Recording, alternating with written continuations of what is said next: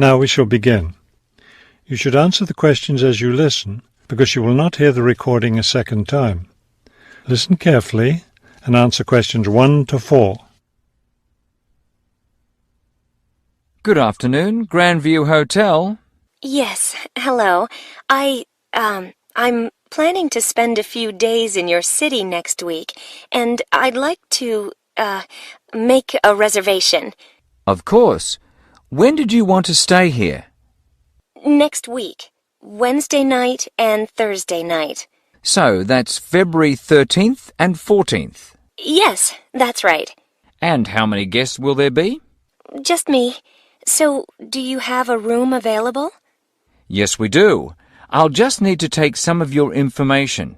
May I have your name, please? Oh, right, yes. It's Roxanne Wilson. Wilson. Thank you, Miss Wilson. And may I have your credit card number?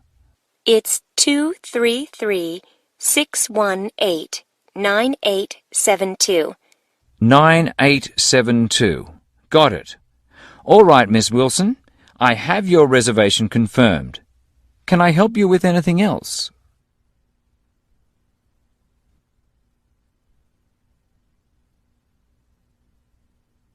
Now listen and answer questions 5 to 10.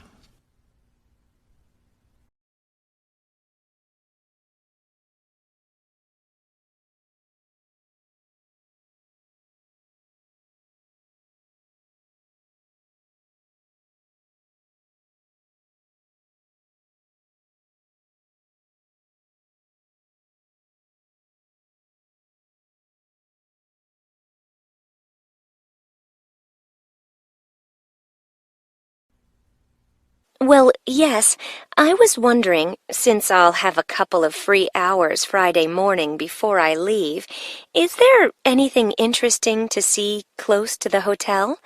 Do you like museums? The art museum's very close by. I love museums, but not art. Can't stand it. I've heard your city has a very interesting science museum, though. Yes, but unfortunately it's closed in the winter. Are you interested in shopping? Sure, I love shopping. Are there any good stores nearby? Yes, we have a large shopping mall just 2 bus stops away. You take the bus to Monument Square, and it's just half a block from there. Just look for the post office, and you'll see the mall entrance next to it. Fabulous. What about lunch? I hear your city has good restaurants. Yes, there's a nice restaurant very near. It's just across the street from the park. Sounds good. I can have lunch, then walk in the park afterwards. I have one more question. What's the best way to get to the hotel from the airport? Subway is the fastest, of course. There are buses, but they're quite slow. I'll be arriving quite late, after 10 p.m. I thought I might have to take a taxi. The subway runs until midnight. Oh, good. Then I'll do that. Will there be someone at the hotel front desk that late? Oh, yes. The front desk stays open until 2. That is the end of section 1. You now have half a minute to check your answers.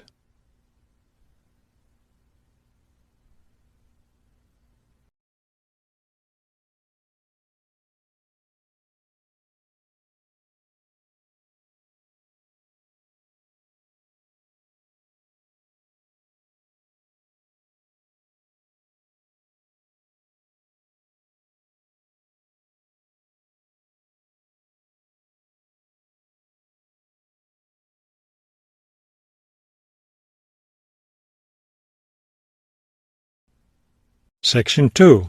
You will hear a tour leader giving information about a bus tour. First, you have some time to look at questions 11 to 15.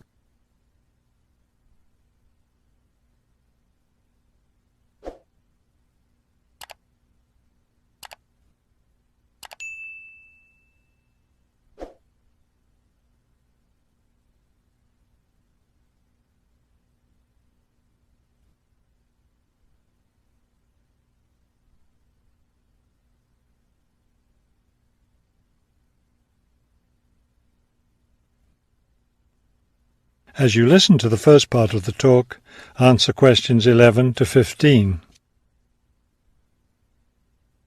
Thank you for choosing City Tours. The reason so many people choose our tours when visiting this city is because you can design your tour to suit your own interests. Your all-day pass entitles you to board our bus at any stop and stay as long as you like at each place. The all-day bus pass costs $18 for adults. Children between the ages of 5 and 12 pay half the adult fare, and children under 5 ride for free. Our buses run every hour on the half hour, starting at 8:30 a.m. Our most popular tour is the Centre City Tour, which goes to all the major attractions in the centre of the city. From the starting point here at the tour bus office, the bus goes to the first stop, Hill Park. As you may guess, this park is located at the top of a small hill. The next stop is the fishing docks. Following that, the bus goes on to the third stop, Bay Bridge, located at the foot of the bridge which crosses the bay. The fourth stop is in the shopping district. Then the fifth and last stop is at Green Street.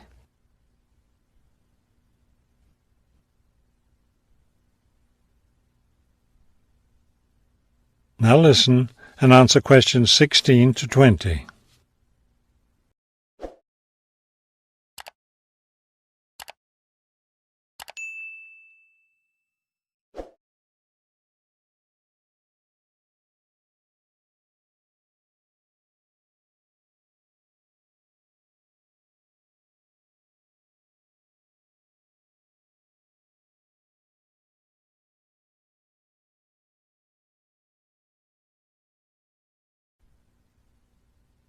There are many interesting things to do and see on the Centre City Tour.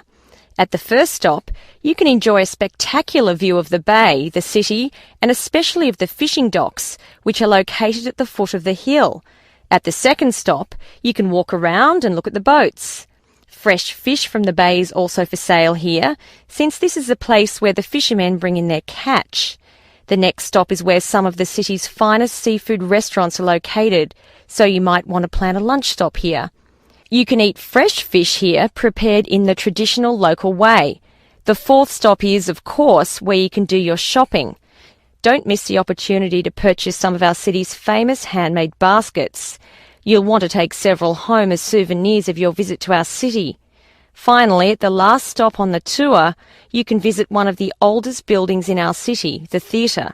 This building was built over 400 years ago and is still used today as a place to see plays, musicals and other performances, as well as our annual film festival. That is the end of section 2. You now have half a minute to check your answers.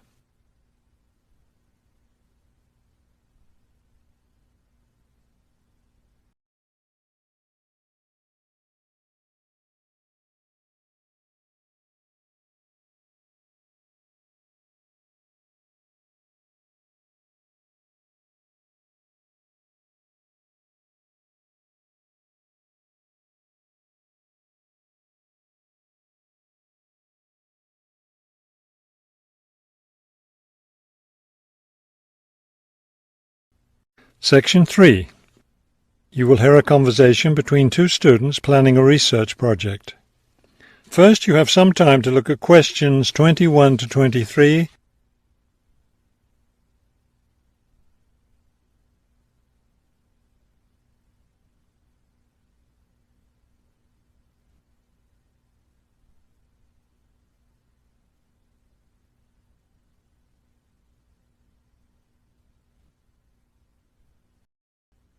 As you listen to the first part of the conversation, answer questions 21 to 23. We'd better start planning our research project because we don't have much time left before it's due. I know, only 3 more weeks. Is that all? I thought we had more time than that. Well, let's get to work then. Okay, so we agreed we're going to interview shoppers about their spending habits. Did we decide to conduct our interviews at the department store? We haven't decided anything definitely yet, but I think the shopping mall would be a better place. We'd get more of a variety of shoppers there. Yes, that's a good point. So let's do that. How many interviews did the professor say we had to complete? She said at least 30. That sounds like a lot, doesn't it? Yes, but if we divide it up between the two of us, that's just 15 each. That's not so bad.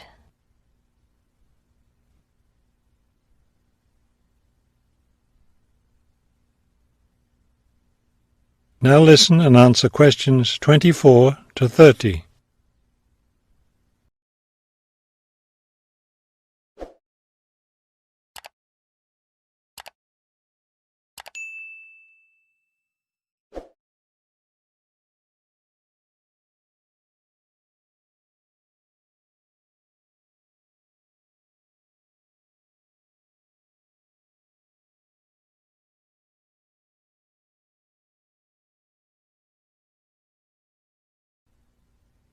Okay, so I guess we'd better start designing our questionnaire.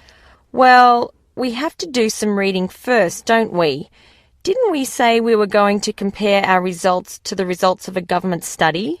Right, the government study about how the economic crisis has changed people's spending habits. We want to see if we get similar results. Yes, so we'd better read that first and then design our questionnaire. Then I guess we'll be ready to go out and interview shoppers. No, don't you remember? The professor said she had to approve our questionnaire first before we actually conducted the interviews. Oh, right. So we'll get her approval and then conduct the interviews. I think a Saturday would be the best day for the interviews because everyone's out shopping then. Right. We'll do it on a Saturday then. And let's also plan to get together the next day to analyse the results. It's best to do that while everything's fresh in our minds, don't you think? Sure, that sounds like a good idea. Okay, so then we're going to have to present our results to the class. Do you have any ideas for that? It's an important part of our grade, so I think we should plan it well. Well, I think the obvious thing is to prepare some charts showing our results and how they compare with the government study. That will help make the information a lot clearer to the class. Right. Okay, so we'll draw up some charts of the results. And then that's it. All that will be left to do is give the class presentation. Do you think we can be ready on time? I sure hope so. Let's get started now. That is the end of section 3. You now have half a minute to check your answers.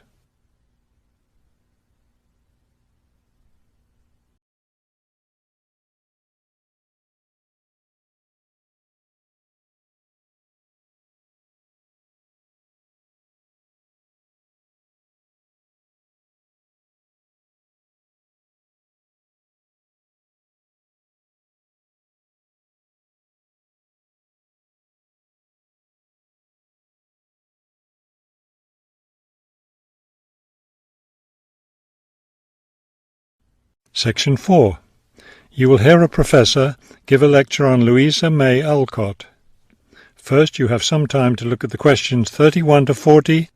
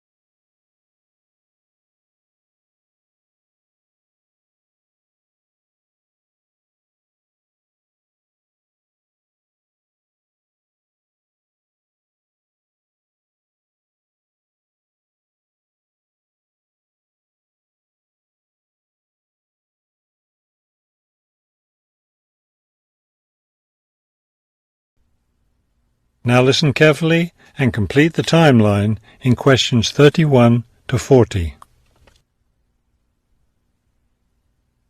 Good afternoon.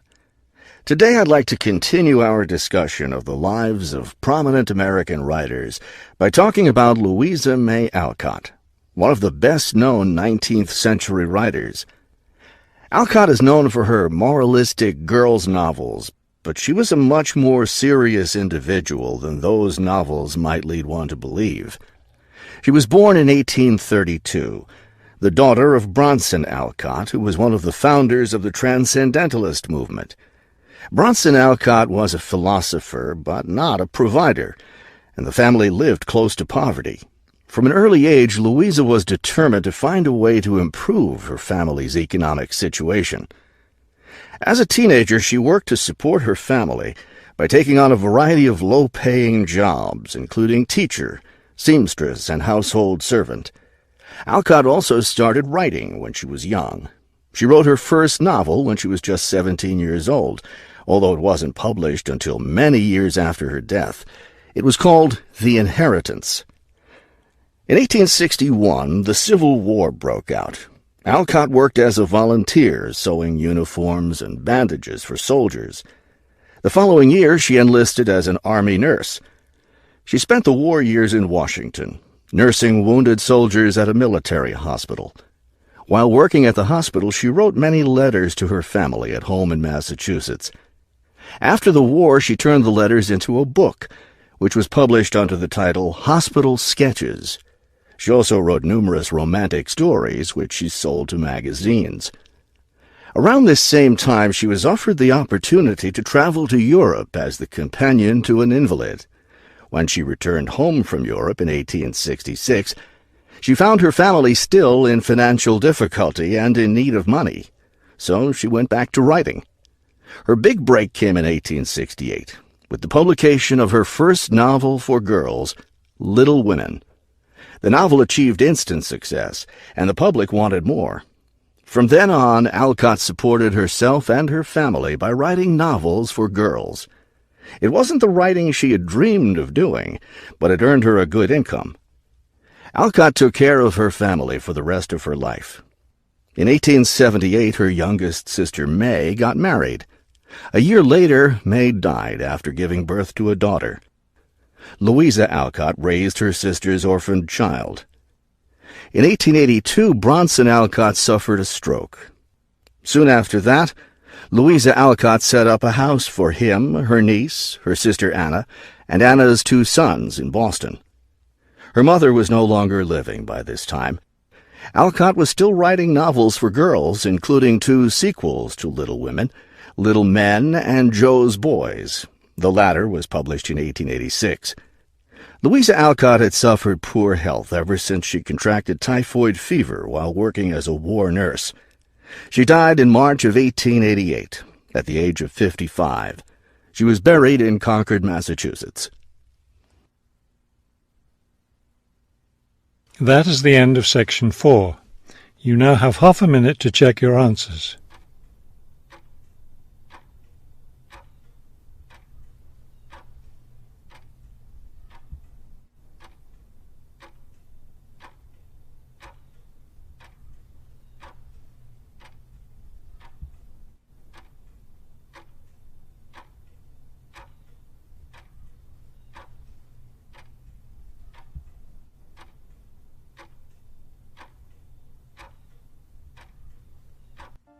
You will now have 10 minutes to transfer your answers to the listening answer sheet.